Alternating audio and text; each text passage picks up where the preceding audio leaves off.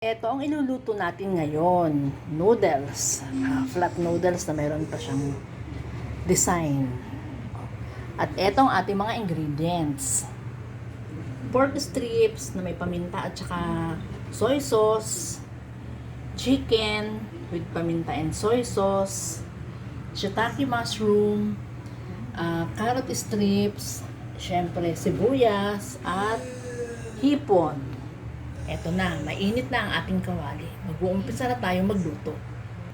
Lagayin na natin ang ating pork. Wow, sobrang init na niya. Lagayin na natin ang ating chicken. Ilagay na natin ang ating sibuyas. Ito na yung tubig na paghahalbosan natin ng ating noodles. Kumukulo na siya. Kaya ilalagay na natin. Ayan.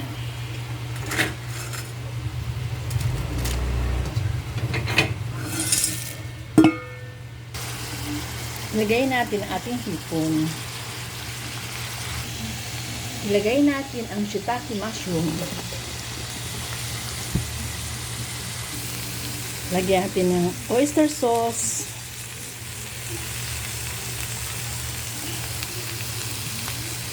Ilagay natin ang carrots. Bilangga. Ngayon, ilagay na natin ang noodles.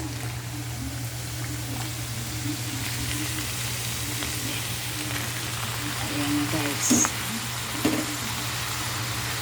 Ilagay na natin. Ito na guys ang ating noodles. Ayan. Konti na lang at maluluto na yan. Ito na guys, luto na ang ating noodles. Ayan. Ang sarap niya, natikman ko na. Okay, bye. Thank you for watching. See you next time.